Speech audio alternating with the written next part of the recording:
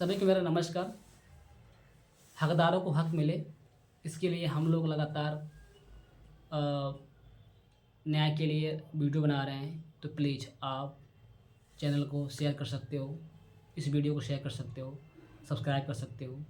Please आप subscribe करके हमारा मनोबल बढ़ाइए। जब से समीक्षा अधिकारी 2023 का रिजल्ट जारी हुआ है, तब से हम लोग लगातार ज्ञापन पे ज्ञापन दे रहे हैं।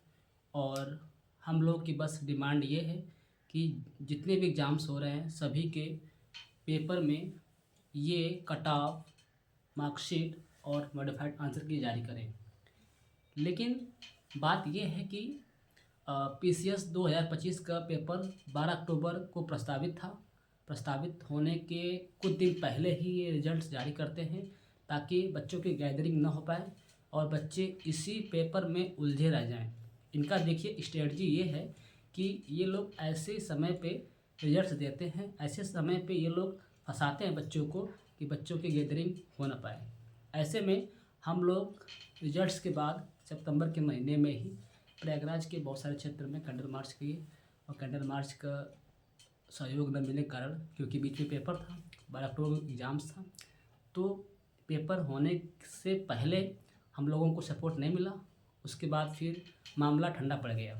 उसके बाद 1 दिसंबर को यूपीपीएससी 2025 का रिजल्ट जारी हुआ। उसमें भी सेम प्रॉब्लम देखा गया। उसमें भी जो है कुछ ऐसे कैंडिडेट हैं जिनके उनसे ज़्यादा मार्क्स, उनके ही कैटेगरी में उनसे ज़्यादा मार्क्स होने के बावजूद वो बाहर हैं और उनसे कम मार्क्स वाले अंदर हैं। तो कहीं ना कहीं रिजल्ट में बहुत बड़ा झोल है और धांधली का आरोप आयोग पर लगा है। और माननीय आयोग से मैं ये कहना चाहता हूँ कि हम लोगों ने इतना ज्ञापन दिया है, इतनी मांगें रखी हैं, इतनी बार हम लोगों ने प्रयास किया, लेकिन ये आयोग इतना बड़ा तानाशाह हो चुका है, इतना बड़ा ये चोर है कि हम लोग की बात को बिल्कुल ध्यान नहीं दे रहा है। ऐसे में हम लोग हम लोग 6 दिसंबर के आसपास मामफोर्डगंज के शिवाजी पार्क में मीटिंग किए थे। मीटिंग्स में ये पाया गया है कि 15 दिसंबर को डेट महाआंदोलन का निर्धारित हुआ है। डेट फिक्स किया गया और डेट फिक्स होने के बाद हम लोग तैयारी कर रहे हैं। इससे पहले कि 11 दिसंबर को उत्तर प्रदेश के पूर्व मुख्यमंत्री जी ने एक्स पे एक ट्वीट करा। ट्वीट के बाद आयोग आनन फानन में 2 पेज का नोटिस जारी किया।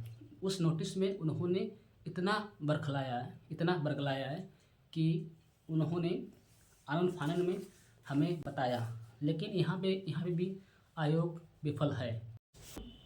माननीय आयोग से जो नोटिस जारी हुआ था 11 दिसंबर को, उसको हम आसान सी भाषा में बताने जा रहे हैं, जिसमें टोटल 5 पॉइंट हैं।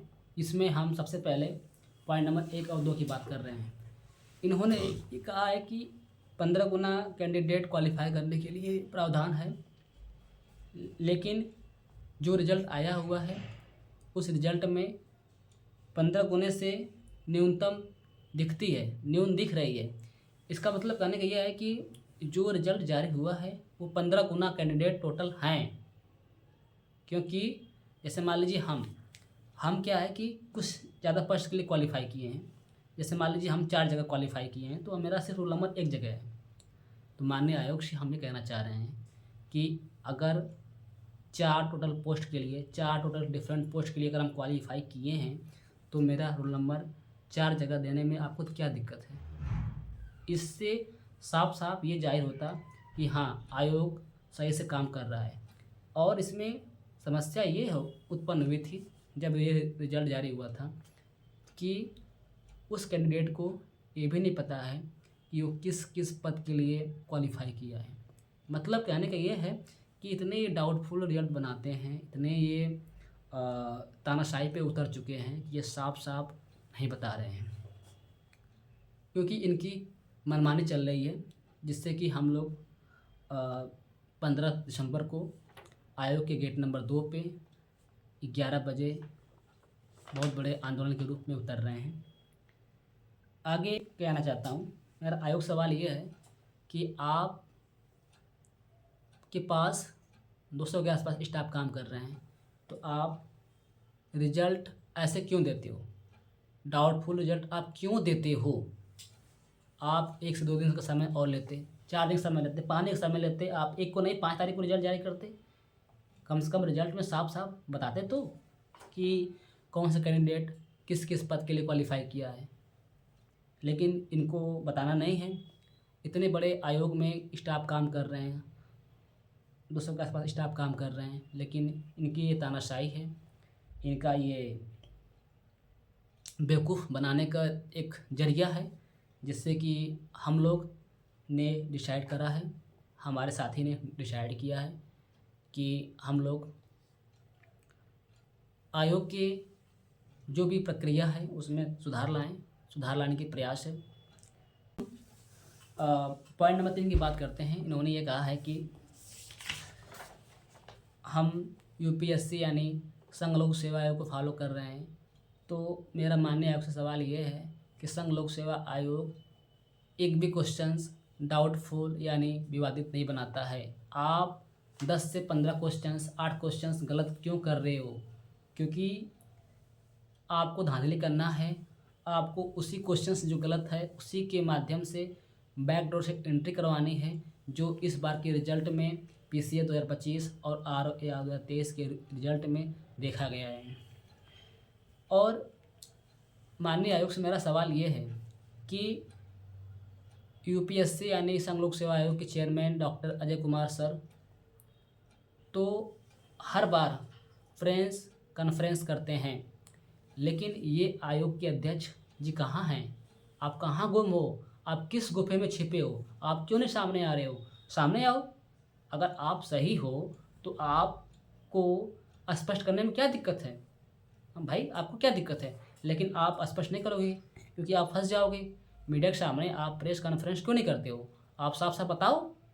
उनके महीने में जब हम लोग माननीय आयोग के यहाँ गेट नंबर 2 पे गए थे ज्ञापन देने के लिए, तो हम लोगों ने पूछा कि चेयरमैन साहब कहाँ हैं? तो उनके स्टाफ ने कहा कि चेयरमैन साहब रज्जू भैया यूनिवर्सिटी के दीक्षांत समारोह में एज ए चीफ गेस्ट गए हैं। तो मेरा चेयरमैन साहब से सवाल ये है कि जब हम लोग 11 से 14 नवंबर 2024 को जब धरना किए थे, अपनी मांग के लिए सड़क पे उतरे थे, तो आप हम लोग के सामने क्यों नहीं आए? आप इतने बड़े चोर हो, आप इतने बड़े तानाशाह हो कि जब आप हम लोग के लिए बने हो और हम लोग की ही समस्या को नहीं सुन रहे हो, तो आप क्यों नहीं इस्तीफ़ा दे रहे हो? आप क्यों भविष्य के साथ खेल रहे हो? मेरा माननीय आयोग से मेरा सवाल ये भी है कि जब आप यूपीएससी को फॉलो कर रहे हो, तो यूपीएससी के रिज़ल्ट में कभी भी कट ऑफ ओबीसी ईडब्ल्यूएस की कट ऑफ जनरल से ऊपर नहीं गई है। आपके साथ ऐसा क्यों हो रहा है? मतलब कहने का ये है कि लोक सेवा आयोग के रिज़ल्ट में ये देखा जा रहा है कि अगर मान लेते हैं कि कट ऑफ सामान्य की 100 क्वेश्चंस गई हैं और ओबीसी और ईडब्ल्यूएस के कैंडिडेट कुछ ऐसे हैं जो 105 अगर उनकी कट ऑफ एक्सपेक्ट की जा रही है और अगर 104 नंबर है, 104 क्वेश्चन सही हैं, तो उसको जनरल में क्यों नहीं डाला जा रहा है? ओवरलैप क्यों नहीं कर रहे हो आप? सीधी सी बात मेरा सवाल ये है, अगर आप ओवरलैप करते तो कितने कैंडिडेट ऐसे हैं जो अंदर होते, जो पीसीएस बनने के लायक हैं, जो एज ए ब्यूरोक्रेट अच्छा काम करने वाले हैं, वो बाहर हैं। मामला आया सामने, उसमें ये पाया गया है कि वैष्णवी पाठक जो फिजिकल हैंडीकैप मतलब कि सब कैटेगरी उनकी है, फिजिकल हैंडीकैप जो बहुत लेग अफेक्टेड है, पीएच होने के बाद फिजिकल हैंडीकैप होने के बावजूद उनके नेट 99 क्वेश्चन सही हैं, ऐसे में वो भी बाहर हैं। तो कहीं ना कहीं ओवरलैपिंग माइग्रेशंस को लेके आयोग पे सवाल उठता है कि ऐसे कैंडिडेट जो फिजिकल हैंडीकैप होने के बावजूद पीसीएस एग्जाम्स में अगर वो बाहर हो रहे हैं, तो आप मतलब आप पे सवाल उठता है कि आप उन कैंडिडेट को क्या क्लैरिफाई कर रहे हो? आप सर्टिफिकेट क्यों नहीं दे रहे हो? तो कहीं ना कहीं ये आरोप है, ये धांधली है और ऐसे में हम लोग आयोग पे गेट नंबर 2 पे उतर रहे हैं। जितने भी हमारे व्यूवर्स हैं, जितने हमारे भाई हैं देख रहे हैं, मैं उनसे हाथ जोड़ के निवेदन करता हूँ कि प्लीज़ आप इस वीडियो को शेयर करो, सब्सक्राइब कर लो, क्योंकि मैं ये वीडियो बहुत मेहनत से बना रहा हूँ और बहुत मेहनत लग रही है बनाने में। ऐसे में आप प्लीज़ आप सपोर्ट करो। सभी से, जितने भी अभ्यर्थी हैं, जितने भी व्यूअर्स हैं, इस वीडियो को देख रहे हैं, सभी से मेरा हाथ जोड़ के विनती है, रिक्वेस्ट है कि प्लीज़ आप न्याय के लिए, अपने हक के लिए, अधिकार के लिए सामने आओ। और प्लीज़ अगर आप ज़िंदा हो तो आपको ज़िंदा नज़र आना बहुत ज़रूरी है। ज़िंदा नज़र आना कैसे, मतलब आप अपने हक को, अधिकार को जानो। तो घर से बाहर निकलो और आकर लोक सेवा आयोग के गेट नंबर 2 पे हम लोग साथ खड़े हो और न्याय के लिए हम लोग संघर्ष कर रहे हैं। और बस आपसे उम्मीद ये कर रहे हैं कि आप हम लोग का साथ दोगे, बल दोगे, ताकि हम लोग न्याय के लिए, हकदारों को हक मिले, इसके लिए हम लोग लड़ने में सफल हुए। धन्यवाद।